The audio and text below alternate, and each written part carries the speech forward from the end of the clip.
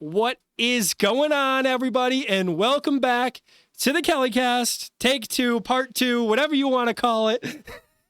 This time it's personal. This time it's personal. Correct. Thank you. Thank you for the tagline. Appreciate that. We're here talking football as we always do for the 2024 season.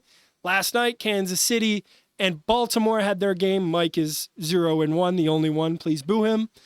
Leave a note in the comments telling us what you think, if you like the videos and if you like kind of the format, the style we do around here. Mike, pleasure to have you. We're talking Bills and Cardinals football here. But before we get into that, give me some of your thoughts on last night's game. I know we didn't get to see it in full, in totality. We kind of had a little bit of a party going on upstairs. We were all making fun of Nick. Shout out. But that was fun. That was the most fun part of the game. No, it was an exciting game, and I'm gonna reiterate what I didn't take one, and that is, if you are, ladies and gentlemen, if you are a wide receiver or anybody who is going to be receiving the ball and near the sidelines, please wear white shoes. White shoes, because then it would have been like, well, we called it a touchdown, so, you know, it's a little close. that's fair. I mean, the game came down to inches. Literally, they call it a game of inches all the time, and this was the proof that it truly not is. Not even a full inch, an eighth of an inch. Yeah, but hey, if Lamar doesn't miss that pass right before it, we're talking a whole different story, man. Yep, it's just like any other game in the NFL, right? You can't blame it on one. You can't blame it on one play. Yeah, it comes down to a matter of plays. In this sequence, it was 3. He misses likely with the first one, likely goes down with an injury. Yep. The second one, he misses Zay Flowers wide open. And the third one, it's just a little too far out. It's what happens. And when you're playing a team like the Kansas City Chiefs, that's the problem, right? Because Baltimore didn't look amazing in the first half. They looked a little slow, to be honest. Derrick Henry didn't really get out to the start that I was expecting, and Kansas City's run defense really showed up. But now Baltimore is going to have an easier schedule. You're not going to play them again next week, right? So nope, not till playoff time. Not till playoffs. But we're here talking Bills and Cardinals. Of course, the Bills, our team. You see Mike here in the Josh Allen jersey. You'll see him in a Cowboys jersey soon, too. Just disregard it. It's okay. Just stay for the video for me, please. I want to start off this video, Mike, by welcoming all of our Kellycast members that are going for the Kellycast World Championship this year. That being, we have Mitch, we have Sam, Nick, Aaron, Kevin, Zach, Ken, Lance, Melissa, everyone who is competing. Have a lot more competition this year. 12 in total, 12 people vying for one championship spot. And if you like, that, we have the post for the other people that are predicting the games on our Facebook channel. That is, of course, at the Kellycast. Mike, Bills, Cardinals, Week 1, home game for Buffalo. I want to start off with a very simple question to you. Your level of confidence going into the season right now, just for Buffalo. It's Arizona. I don't feel like it's that tough of an opponent to start. Are you feeling like Buffalo is going to come out slow, fast? What do you expect? Well, we've been through this kind of thing before. We've said the Jets, we weren't so worried even with Aaron Rodgers last year, and he went down within the first 2 minutes of the game. 4 plays. And then their backup came out and beat us. So how confident I am? I had this conversation with a fellow jersey collector. Okay. And I was iterating how I was concerned about the offense and the new receiving core. And he seemed to think that this is the best receiving core that Allen has had since his time at Buffalo, which that face is about what I made to that text message. Listen, what team does this jersey collector support? Buffalo. Okay. Buffalo. He's a big Buffalo guy. Okay. So I need to smoke what he's smoking. First of all, this is not the best core that Josh Allen has had. I also don't believe it's the worst. I think it's somewhere in the middle. It's not Kelvin Benjamin. it's not Stephon Diggs. It sits somewhere in that middle ground. And I think you're right to be concerned about the wide receivers. The thing you shouldn't be concerned about for the Bills is the defense. Sean McDermott's still the head coach. We got a new defensive coordinator, Bobby Babbitt, going to be calling the plays. I think the Bills defense is going to do as good of a job as they did last year, to be honest. We need them to show up in the playoffs. I would love to see the Bills defense make an appearance then when it really matters. Right. But during the regular season, I almost have no worries about that. You brought up receivers. Obviously, the first name that comes to mind, if you're a Bills fan, is Keon Coleman. Of course. But there's another rookie receiver in this game that's going to be getting more shine than Keon Coleman, that being for the other side, Marvin Harrison Jr. Marvin Harrison, obviously a top wide receiver target for Peyton Manning. Him and Reggie Wayne were those two options on the Colts teams that battled with the Patriots. Usually they didn't get past them. We know that because, they didn't end up with all those rings, but he learned from his dad. He's got the same route running ability. He's got the same hands. There's a reason he was the number 4 pick in the draft. Now, I think him coming into a matchup with Buffalo is tough. Rasul Douglas there on the outside. I am concerned for the Bills at safety. Damar Hamlin was named the starter, and I mentioned this on our last video that I am concerned as a Bills fan, knowing that Damar Hamlin is the starting safety. If I was the opposite coach, if I was the opposite offensive coordinator, I would be targeting him. But let's move over to the offensive side of the ball because it's where some fans and some analysts are confident and others are very concerned. So I kind of want to see where you're at. Obviously, we know with the wide receivers, the offensive line, pretty similar. Obviously, we did lose Mitch Morse to Jacksonville, and you got a new center, and you were concerned about that during the preseason. Yes, I was. So knowing that the starters did not play much in the preseason together, almost at all, other than that first preseason game, do you think the Bills are going to come out slow in this game with their offense? Is it going to be kind of a third quarter surge there for Buffalo? I think it's possible. I think it's very possible. I just know that I really need to see Connor McGovern prove himself at center. I really am not confident with him. His blocking abilities are fine, but just I can see clearly now the rain is gone. Sorry, guys. Everybody said I needed to include a singing segment, so I'm just going to randomly jump onto one of Mike's sentences each week and find a song out of it. And I'm going to kill Danny. Hey, it's a reason for the viewers to tune in. I'll take it. We found you. Now I go missing. That could be the next thing. Yes. Jimmy Hoffa. He sleeps where Jimmy Hoffa is. On the screen here, Mike, we have the two quarterbacks in this matchup. Obviously, Josh Allen, the better quarterback. I think we can agree on that. You didn't let me finish my sentence. I can see a lot of the way that he was snapping the ball. Mm-hmm. I can see a lot of oopses, dropses, fumbles. That's concerning for me. Don't want to see that. Don't want to see that. And as far as right guard, I'm excited to see Torrance in his second year. I think that played all of his snaps the rookie year. He was pretty good, pretty solid. And it's really hard to get name dropped as an offensive lineman, but to play every snap is a good start. Right now, let's see how many sacks he allows and things like that. Bills going up against a mobile quarterback this week. I know you're a Kyler Murray supporter only because you're the same height as him, but I am not a Kyler Murray supporter. I feel like he had his chance, and it is kind of passed him by. He's serviceable still. I don't think he's a bad quarterback, but I don't know. The one thing he mentioned during the offseason when they drafted Marvin Harrison Jr., I watched a little bit of his interviews. He mentioned how nice it was to get Marvin Harrison Jr. right now because he got guys like DeAndre Hopkins, Larry Fitzgerald later on in their career. And he's excited to be able to build with a young receiver. And while he has that potential, I don't know that it's ever going to happen. I've never been a Kyler Murray supporter. I said Kyler Murray fan. No. Neither. You said supporter. Yeah, because you're the same height as him. And you like the short guys, like Baker. I do. But when I think of Kyler Murray, kind of Justin Fields comes to mind. He's a good backup. Okay.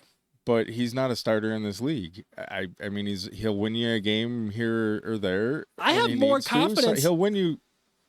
Not a game here or there. Mhm. If he had to be a long term, the actual starter got hurt, and he had to come in for like half a season, he might get you somewhere. Mhm. But I don't.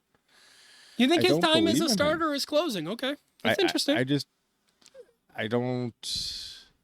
And I also think that, and I know nobody talks about this anymore, but I think there was a reason that him having contract to study, clause. yeah, the contract clause. Yeah. I think there was a reason that was there. Yeah. I Oh, mean, 100%.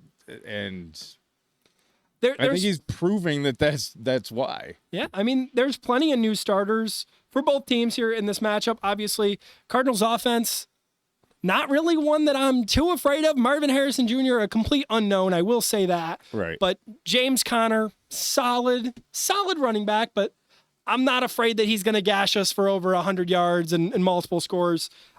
I'm not anymore, not at his age. I'm okay with that. Michael Wilson, solid number 2. Trey McBride, a lot of people have him starting on a bunch of fantasy teams because the Buffalo Bills are missing Matt Milano. And I understand from an outsider's perspective looking at the Buffalo Bills, it's going to be Terrell Bernard. Nobody understands how good Terrell Bernard was last year. There's a reason he is one of the 2 captains on this football team. We didn't talk about that. How do you feel? 2 captains. How do you feel that the Bills only have 2 captains this year? I don't really have a feeling on it because it doesn't matter to me. You don't think so? It's always been, to me, a cap. I mean, what's necessarily a captain? I mean, Stephon Diggs was a captain last year, and he was a piece of shit. And we'll get into Diggs in a little bit. I know, but I'm just saying he was a captain last year. So I mean, I'll tell you why it matters, Mike. To me, it's a simple thing here. 2 captains. Other teams have 6, 7, 5 guys. I think it really tells you something about this team that they say, hey, this is our leader on offense. This is our leader on defense. If you need guidance, you go to these 2 guys. It's putting even more confidence into a guy like Terrell Bernard. They've been talking a lot about this on GR, and I don't disagree with you. I think they want, after the Diggs debacle, and this may not even be an original thought. This might have been a GR thought. Mm-hmm. But I think the Diggs debacle has, McDermott saying, yeah, this isn't anybody else's room, like you said, but Josh Allen's. Yeah.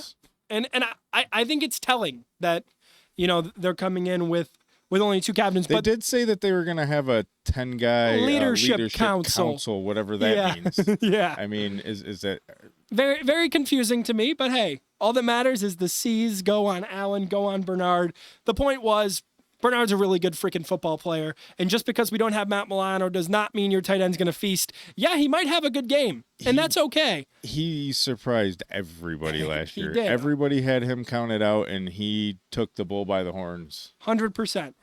New starters for the Bills. Obviously, we have Keon Coleman, a complete unknown. I think us talking about Coleman at this point is almost nothing. Who is tuning in to listen to us talk about Keon Coleman? He's never played in the regular. Maybe Keon, he's pretty personable. We love you if you're watching the video, Keon. This is nothing against you, but I don't know how you're going to play against a starting corner here in this league. And I'm excited to see it, and I'm nervous. Nervous would be a good word as well. Another new starter for the team, of course, Curtis Samuel. Very excited to see how he's going to get used. I believe he can be a guy that goes out and get us 1,000 yards. I don't think he's going to replace Diggs. Don't think he's going to come close to replacing Diggs. He's not that kind of guy, but he's an upgrade over what Isaiah McKenzie was. Right. And I loved Isaiah McKenzie in this offense. And I think a lot of people did. He's a fast, concise route runner that has solid hands. And he did really well in Washington last year. So yeah, and he played with Joe Brady. Yeah. So I'm very excited to see that.